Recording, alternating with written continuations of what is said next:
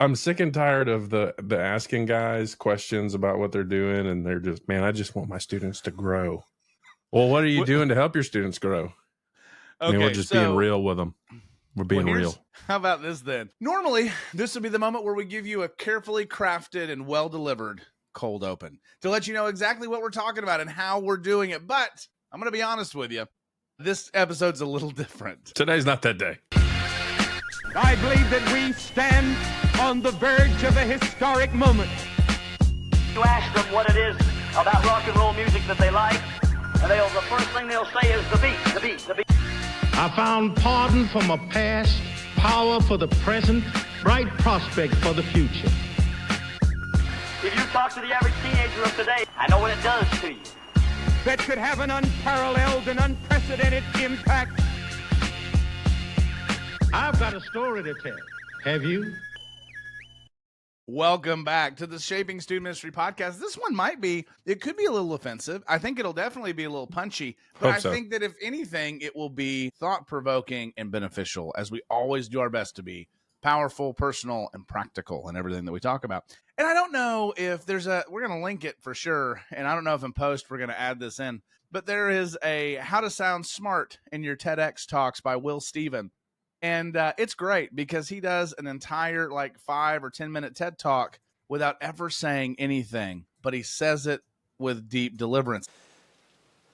Hear that? That's nothing. Which is what I, as a speaker at today's conference, have for you all. I have nothing. Nada. Zip. Zilch. Zippo. Nothing smart, nothing inspirational, nothing even remotely researched at all. I have absolutely nothing to say whatsoever. And yet, through my manner of speaking, I will make it seem like I do. Like what I am saying is brilliant. And maybe, just maybe, you will feel like you've learned something. Here's what I think is interesting. We have John just sprung this one on me 5 minutes ago. So I was like, I think I might want to do this. And John said, no, this is what I want to do. And I went, hey, it irritates me too. So all of this is off the cuff, but I think that this is important because we absolutely are full right now in Christianity and popular cultural Christianity of people who are great communicators of little. And we worship them as if they say things that are deep. We worship things that sound great but have no substance. We have guys that make leadership statements that are big but really don't mean anything and never really get added in. And that's makes us feel like we're doing something, but in the end, we're not doing anything that we need to do. Same thing with Christianity. I remember one of my favorites that I dislike is when people go, man, Jesus changes everything. Okay, yes. How? What does he change? Yeah, how? He does, in fact. But how? The thing that's funny to me is we ask guys a lot, what's one thing you're doing or what's one thing you want to see your students do? What's one big need in student ministry, all those things, right?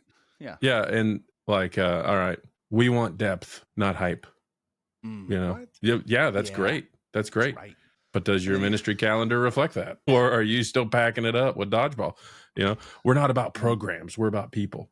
Okay. That's totally fair. And then, but what are you doing for that? And if your statement can't make it past the second or third question, then it's not a good statement. Yeah. The response is, well, how are you doing that? By really prioritizing people. Well, and I saw one the other day on social media. It was like a picture. And if this is your church, I apologize because it's clearly one of my friends. But if it's you, we don't apologize. And look, you may have some clear articulation for this in your building. I don't know, but fair enough. I just saw it. It was clearly like a classroom or maybe a fellowship hall, maybe a lobby. I don't know. It looked nice. But on the wall, it said, "We are about making disciples, not just converts."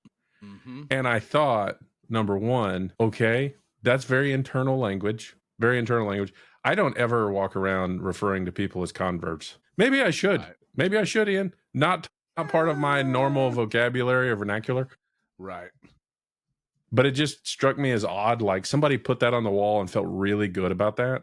It just didn't land with me, It's just the fact. And listen, we're not trying to sound critical here, but what we are asking you, especially when we talk about student ministry in an age where Gen X and Gen Y and Gen Z deeply want authenticity, and they want you to be able to explain answers. And we live in a culture that is all about huff and puff, but no depth. We're not doing people favors by saying catchy things that cannot be articulated any deeper than the way they've been put. We just want students to own their faith. Yeah, that's not deep like that. Yeah, No. We all do. It's like, if you can go, we all do, John. Most of the time, John, I think that we get away with this because we're preaching to the choir, not to those who need Christ or those who want to be deeper. And it's like, it's easy. It was kind of like when Stephen Furtick, not that I watch him, but years ago, he started his Amen Corner on his stage, where he brought people on stage to hype him up and clap and stuff when he'd say stuff. And that, I think, mentally is how we are being trained to do ministry. It's like we're it's like Shrek. You think he's compensating for something. But either way, it's this moment where we have to let the thing, like, words have the power of life and death. And sometimes when I think that we say these things, God is careful about his words. God tells us to be careful about them. When we say things that sound really cute and really catchy for a dying world, but there is no true substance to it, and there's no gospel backing, my thing is that's not a slicing word. That's like giving Tylenol to a cancer patient and going, oh, no, just try these. And it never really helps them. And I think of Dave Coryell, one of the Christian Endeavor president and CEO. Partners. Yeah. So he came on, and one of the things he talked about is, like, typically youth pastors in general, like, they've got like several statements kind of in the back pocket. And when people ask them how things are going, they're either going to throw out a statistic or they're going to throw out a little piece of vision. And it's just enough shallowness to keep people going, oh, yeah, that's what we want, you know? And I think about that with the guys that just, like, I'm going to go back and I'm going to pick on the one about we want them to own their faith. Well, what is, and look, Joshua Good, he said the same thing. He's like, well, what does ownership look like? Like, you talk about the fact that, yeah, we want them to own their faith, but what does ownership look like? What are we doing to intentionally structure our meetings or our time to help them to understand their faith in the first place? What are we doing? But most guys don't have a process, and they don't really even, it's just something that they say, kind of like a buzzword, Christianese buzzword, but it doesn't actually impact their planning. It doesn't impact their sermons. It doesn't impact anything. It's just stuff that they're going to throw out there and move past.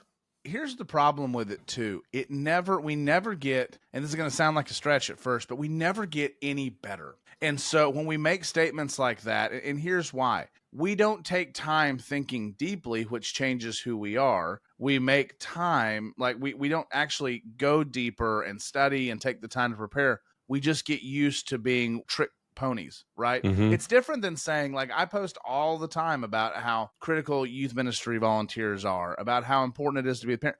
But here's one of the great struggles with this, and I don't think it's bad that we say it. I think it's bad when we don't have anything more to back it up.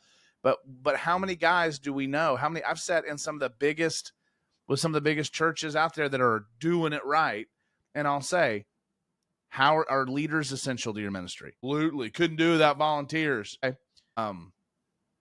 Then what are you doing to develop them and to disciple them? We have a Christmas party. Probably should be doing more. Okay, well, then they're not important to you. Or my favorite one right now that's a huge buzzword that we are actually trying to bring teeth to with our partners and people that we're talking with is when people say parents are the primary disciplers of their students. Yeah. What are you doing about it? I'm teaching their kids. Well, then that's not helping them. Like, and most of the time we don't ask the deeper questions like, why are parents struggling? Well, maybe it's because we're 3 generations down in a church that didn't value discipleship, but valued attraction. And we're doing our best here to help. Parents are going, I mean, they're making bad decisions. Yes, they're choosing other, but the truth is they've never been given a faith deeper than a catchy phrase. And so, they choose other things because they don't really are rooted in it, but then they don't know how to disciple their own kids. And they don't know. And then they clam up and they know it's important, but they don't know how to do it. And so the question is, how are you helping them to be the primary disciple of their students? Because it's all an agreed upon fact. It just makes us because we're lazy or we feel like we're failing. So we just need to say something to make ourselves feel better. And I think that doesn't help. Right. Well, and I think a lot of people, here's the truth. Majority of people can point out problems. Right. They can identify them. It doesn't take, it's not a huge skill to be able to say, that's a problem. We agree. The reason that you have people that you bring in to be leaders is because it is a rare thing for someone to be able to say, yes, that is the problem. Now here's how we're going to do something about it. And the guys that are excellent, the girls that are excellent in leading are the ones that say, now come with me as we do this. Yeah. I saw one the other day that said, this guy that's trying to be a big influencer said, youth pastors aren't in it for the income, but the outcome. Yeah. Well, I mean, kind of, because if you weren't getting a paycheck and had a lot of pictures of you speaking, you probably wouldn't be doing it. So but what is the outcome there? And it's like, is the outcome discipling students? Is the outcome events? Is it, you can't tell. Yeah. And it's just kind of, I think we've got to get away from catchphrase Christianity. Well, right? let me say this. I'm going to preface what I'm about to say by saying I actually really like the guy. I've never met him. I don't know what we're talking about. I know you don't. I like the guy. I've never met him in person. I think that he and I would probably get along. I'm not saying this as an indictment to him. He just kind of came up out of nowhere. I don't really know where he came from, but everybody likes his stuff and they reshare it all the time. But there's a guy in student ministry culture. His name's Shane Pruitt. Right. And he's always posting things. And some of them is like, oh yeah. Some of them I would share, But the thing that I see with Shane's is a lot of what we're talking about is kind of the rallying cry for this generation of student pastors. Right. Is they're going to latch on to a tweet, or they're going to latch on to a thread, or they're going to latch on to a Facebook post from him and say, yes, this is absolutely true. And instead of doing the meaningful work, which I think Shane and guys like you and me that post things like this, what we want to do is we want to engage in dialogue with you about, okay, well then how do we, and you do a really good job of this, by the way, Ian. Oh, thanks. You do a really good job of when people respond to things, you'll say, okay, well then let's talk about what that actually looks like in your ministry. Right. And it's led to some really cool conversations. Yeah. And Shane can't do that with everybody because of the scale of his stuff. But, I think we need to get away from what social media has kind of provided for us is these deep sounding phrases that lead to vague ministry. So I think that there's a laziness. I think that there's a fear. I think there's a lot of things to contribute to it. I think some of it's just, I don't think we come by. So this is what's hard. I don't want to shut people down. And I don't want to make them feel lesser because listen, God's helping me grow. I am lesser. Like all of me is lesser. And I need Christ to fill in the gaps everywhere that I am not sufficient, which is everywhere. Right. And I don't ever want to make people feel our goal here is to challenge you to think more deeply. I think though, and to critically thinking. Well, absolutely to critically think, but then to say where you bring it back to, because I think that we latch on to teachers and leaders, I call it pastor porn. And so because we have learned how to go, I'm going to pick a pastor and that's going to be my pastor. Well, no, your pastor's in your local church. And there was this woman that came to church, bounced around to churches and came to church. Her son was awful acting. And she didn't, why? Because they never went to church anywhere, but she said she watched John MacArthur and she went, he's my pastor. And I said, your pastor would kick you out of your church because of your unfaithfulness to be in the local church. So I don't think it, but we pick and choose rather than, and I saw this really good video and I'm afraid to say anything because I don't know who did it and what it was for, but I appreciate it. And I haven't fact checked this, so just bear with me. But in the video, it was really good where it said, what is the number one question Jesus asked? And he asked, have you read? Haven't you read? Haven't you read here? Haven't you read this in the scripture? And there is a wealth of depth and of quality and so often we are hung up in these last few generations have been hung up in the creativity of beating the world at its own game, that I think that we are struggling and students are struggling because they want to know. I mean, how often do you have a student? It's fine. It's all well and good to say, homosexuality, not okay. And then when the student says, well, can you help walk me through why that's not okay? And then guys go, oh gosh, I don't find the tweet on this one, And so there are guys out there, like I love Tim Barnett at Red Pen Logic, who will address the situation and then walk you through how to think about it. But there is so much, if there's anything we can get for you out of this, it's like I'm sure I'm guilty of doing what we're talking about and you're guilty of that at times, but it is our goal and our hope that what we are posting is genuinely beneficial, that it is pointing you towards better student ministry, pointing you towards better ministry, towards a deeper push. Because I remember the big turning point with this was probably about 7-8 years ago. And I had a speaker to a camp, and I loved him, but he preached the same stuff everywhere I went. But the reason I brought him was because when I was new, I needed somebody I could trust. And I knew that he loved making relationships, and he would connect with students and leaders in a deep way. And he does what I do when I go travel. Like, I do my best to just be there for people. But the problem was when we hit, his big push was Jesus changes everything. Now, a lot of the Southern kids in the room were like, yeah, but we had a couple of churches that came with us and they weren't from the South. And it wasn't still very Christian culture. It was just regular. And most of them went, we don't like this. It's very cultish feeling. It's very big phrase. It's very flashy, and there's no quality in this. And I think that, I watch pastors and people that are constantly like, what we're changing our student ministry every day. We're all going to a conference. Everybody's excited about it.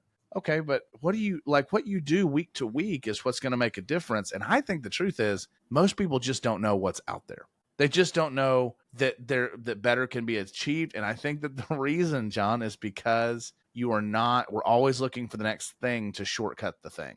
Mm-hmm. We're not looking to do what Galatians 6 says and be faithful in we're not looking to sow faithfully so that we may reap a harvest.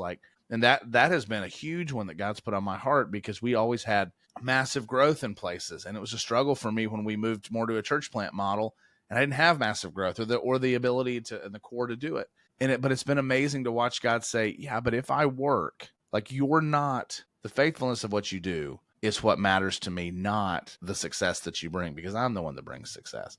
And so I just wonder how much of what we do is spirit driven, because I think that these phrases get manipulative really fast. Oh, they do.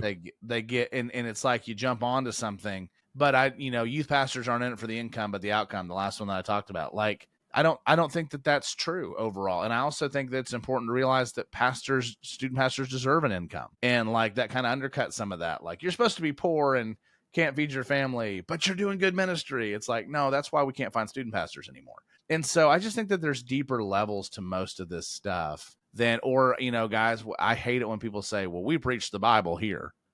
Well, what, the Baptist church down the street's preaching the Quran? What does that mean? We're all preaching the Bible. Now, maybe not well, but that's not a good or compelling argument, but it feels good. And what we end up doing, John, I think that we weaponize. We get used to weaponizing verses, weaponizing scripture, weaponizing phrases, so that we are always opposed to something rather than being those who would seek out and find people. Does that make sense? Well, and it's destructive too to the kingdom overall, because then if you run into people I can think of churches in LaGrange where I'm living right now, where I would advise people, hey, probably don't go to that one. Sure, but it's not because they don't preach the Bible. It's not that they don't preach the Bible, right?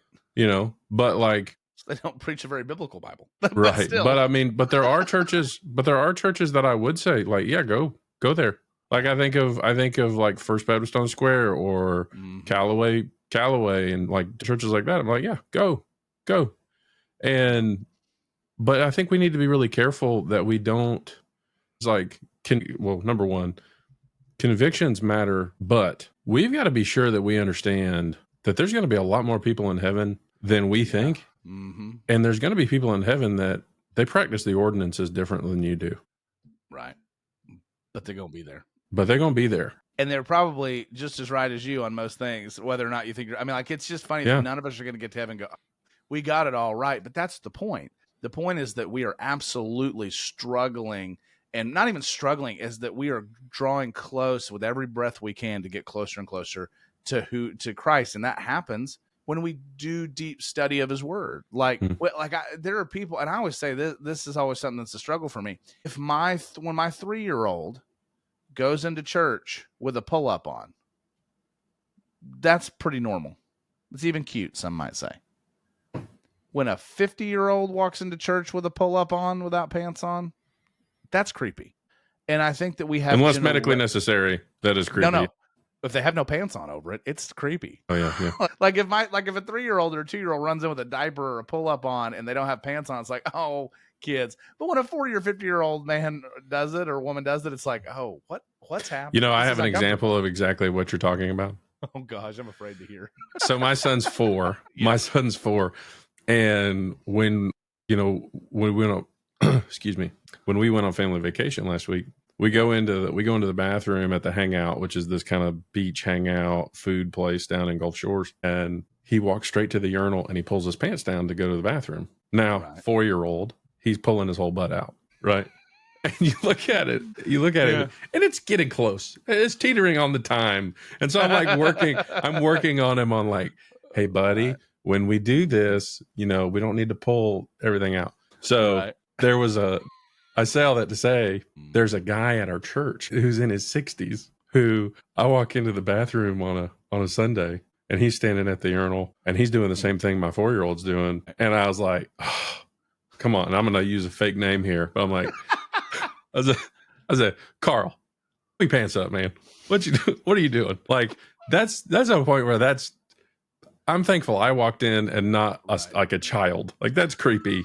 And you got to stop. And he was like, what? Oh. And I'm like, you knew. What are you doing? But there's just a time where it's appropriate and there's a time where it's creepy. Now, digressing way from that. But here's what I think is so important about it, is that there are so many in the church who we set and we consume and we don't grow. And by the end of it, like it is almost, your dad says this so well. Are you a first-year Christian or are you a 20-year Christian one time? Like, do you just keep reliving that same year over and over? And, I look at it, I see so many guys that are doing good student ministry and doing good youth. And like the thought is, hey, I need a new believers book.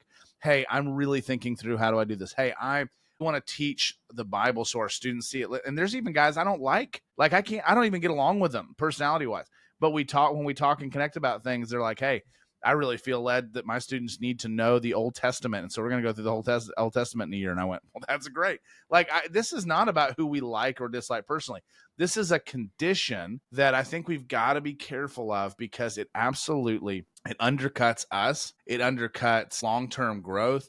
And it absolutely, I think at the end of the day, I don't know. I don't think Jesus is going to do it this way, but it's almost like if Jesus says, why were you not more careful with your words? What did these things actually mean? And I think that we've got it. Students latch on to things and they will love things. I mean, I travel and preach every year, man, all over. And I have to be careful. And that's one of the hallmarks of kind of how I teach, John, I think, is that it is always clear and applicable to your life. It's not just, if it is catchphrasey, it's usually not a point. It's just something as we're going that comes out. We just need to be careful that what you say can absolutely make it to the third and fourth question. And two, think How about does that work? I mean, there are beautiful paintings that are painted with broad brushstrokes, but a lot of those are just abstract things, and you can say, yeah, that's abstract. Yeah, that's abstract. But if you want to get into like really beautiful art that's specific and stylized, and when you see it that it belongs to somebody, there are traits to it. There are things that are distinguishable, that are not these broad brushstrokes, that are very intentional. And so I think when we say things like we want students to fall in love with Jesus, well, of course we do. When we say things like parents are the primary disciples, well, of course they are. When we say things, John, I don't even know about, do I want to fall in love with Jesus? I don't know if that's even a good connotation anymore. Like we would say that for so long, but we treat Jesus like he's a boyfriend and not like he's Lord. And it's almost like, well, that's true. I'm just throwing it out that even that kind of stuff, it's like, man, I want students to surrender their life and to know Christ. And then even when we say, and to know, like we sing things like, I mean, this is old, I'm dating myself. But to your point, well, then what does it look like to surrender your life? Yeah. What does it look like? Because the problem is most ministries can't back that stuff up. So if you can't explain how you're actually helping things happen, it's not a conviction. It's a catchphrase. Conviction, not catchphrase. Catchphrase Christianity. We're coming up with this stuff on the spot to put on the name of the episode. And I don't know. I don't want this to sound too rambly or too much like a diatribe, but I think that it's just, I agree with you, John. I think it's important because I think that I think we have enough people in the West and in America that we can get away with that. And people think that it's great. But the more, how many one-liners did Chad Veach have? And then, but no, there was no, it is a tragedy in our lives to be highly informed and to be poorly transformed. And so I just think there's just this because idea we live in an information age. well, and So we're Paul said used it to Timothy. consuming it. Paul said it to Timothy, right? There will be a time that people will not tolerate sound judgment, but that they will want what tickles their ears. And I think that part of this is the step into tickling of ears, that we just say things because like it always makes me laugh. Like on Jeremiah 29:11, I wish we could do a t-shirt on this, but we'd get canceled. But I love when it says like, for I know the plans I have for you, plans to succeed, and we go through like whenever they put Jeremiah 29:11, plans to prosper. And then on the back say, and you have been the whore of Babylon. And like, it's because we pick things and use them. And the key to this is it deep? Does it actually change? What does it actually mean? Right. And what's the context of what we're saying? Because how many kids, it's like, how many moms, is it just Jeremiah 29:11? I don't think you know that. And I had a pastor's wife once tell me when we were talking about this, she went, well, verses can mean different things to different people. I said, not like what you're saying. Yeah. Like they can have different like they can have different significance to you where you're at in your life. They do not have different meaning. God wasn't writing Jeremiah 29:11 to your kid about their college degree. Like he was writing this for a greater point to understand exactly like to our faithfulness to him and his faithfulness to us, even in the midst of having to discipline. It's just crazy to me too, that we throw the depth out and we pick something so hollow. And I would just challenge us. I know we're hitting to the end of this half, but I would just challenge you, student pastors. Here's the deal. If this is resonating with you, even if it's bothering you, but you want to know more, I really do want you. We got 2 weeks for free. You can join our community and you can see curriculum that models what we're saying, that is engaging, that students love. You can see things like games that shouldn't take you that much time. They're there. If you look at tools that help you think through things the way that we're doing it, it's there. And there's a whole community of people that are there to reach out, to support, and to discuss things with you. John and I are here for you. But I would just challenge you. 2 weeks for free, man or woman. Just try it and see what we've got. And I think with that, you want to go to the other side of the wall? Yeah, let's do it. All right, we're going to the other side of the wall, where if you subscribe and you jump on, even for 2 weeks for free, you'll get to see all the exclusive stuff in the behind the wall. We love you guys. We're so excited. We speak hard words only because I think hard words and hard truth make soft hearts. So love you guys.